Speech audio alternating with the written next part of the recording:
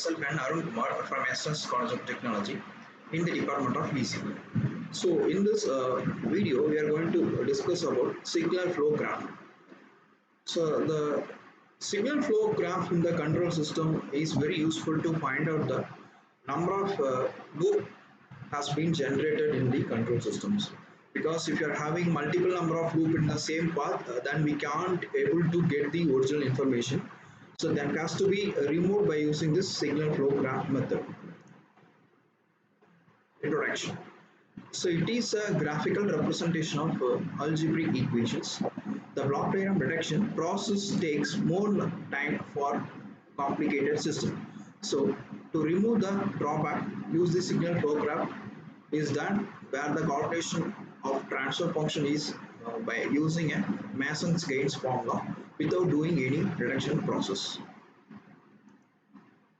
Basic elements. So if you are having a signal flow graph, then we have to consider the following elements. If it is not considered in the above elements, then we can't able to move towards the your signal flow graph to the destination. So we have to consider input node, output node, and mixed node. So mixed node is combining one loop with another one. Forward path. So it is a path from an input node to an output node that does not cross any node or more than once. Individual loop. So because while considering a forward path, the individual loop is the essential factor for getting an output, because only one loop is allowed for a forward path. If it is having more number of loop present in the forward path, then we have to eliminate the corresponding forward path by a non-touching loops. If a loop does not have any common node, then they are said to be a non-touching loops. So let us consider the following signal flow graph to identify these nodes. The nodes represented in the signal flow graph are Y1, Y2, Y3 until Y4. Y1 and Y2 are the input signal. A will be the input, and the output is Y4. Y2 and Y3 are mixed nodes. Y2 and Y3. So in between the loop is a mixed node. Branch is a line segment which joins the two nodes. It has both gain and directions. For example, there are 4 branches in the above signal flow graph. The branch have a gain of ABC and minus D. So let us construct a signal flow graph by considering the following algebraic equations. So the algebraic equation is the equation which will be formed as a control feedback loop as well as the forward path gain. So it has to be followed based on the forward path executed until the loop may be joined with one another. So step 1, signal flow graph or a y2 equal to a1 y1 plus a2 y4. So it has to be followed by a12 into y2 y3 until a4, because based on the loop we can create a transfer functions. And second one is step 2, signal flow graph for a second equation can be written by y1 y2 y3 y4 y5 y6, because we are given in the sum as y2, so that it can forward as a y2 a2 into y2 plus same y3 into a3. So based on the equation we can write the and generate a signal flow graph based on the equations. So like that we can able to draw the signal flow graph based on the equations. Next one is complex signal flow graph.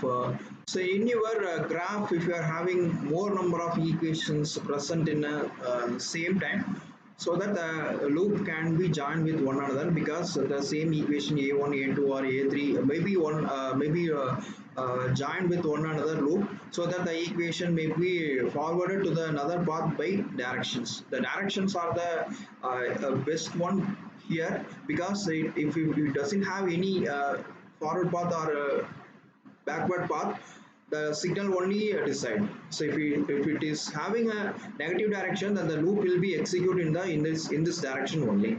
So if it is in forward path, then the loop can be executed in forward path. If it is in reverse order, so then the loop will be generated within the loop. So like that, all the functions can be enabled based on the transfer functions equations. Conversation of block diagram into signal flow graphs. So if you want to convert your block diagram detection into signal flow graph, it can be achieved by the following ways.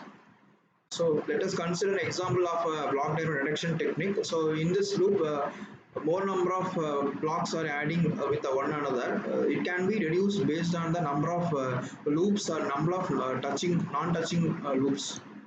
So it can be generated by, so in previous the loops are maybe passed by looping elements. It can be joined as a summing point also. Based on the summing point, you can generate the loop of the corresponding transfer functions. So if you're having summing point, then automatically the loop will be generated based on the direction of the block diagram detection. So like that, all the signals can be generated based on forward path or reverse path loop.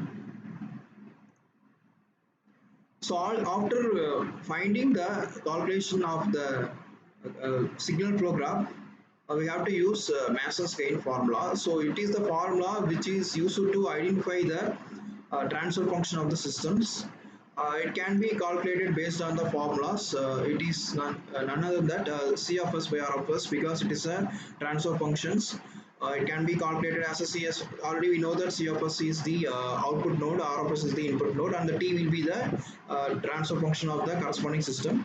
And the delta value will be calculated by 1 minus sum of individual loop gain. If it is having lot of forward path, then we can use it here, plus sum of gain product plus possibility of non-touching loops, because already we discussed that if you are having a non-touching loop present in the forward path, then we can use here. And next step is minus sum of gain product plus all possible of three non-touching loops, because in your forward path, if you are having three non-touching loop, you can mention here. So like that, all that values has been calculated by using this delta value. After finding the delta, we can substitute the delta value in this transfer function gain. After substituting all the values, we can able to calculate the corresponding values of the transfer functions. So like that, all the values has been calculated by using this signal flow graph. Thank you.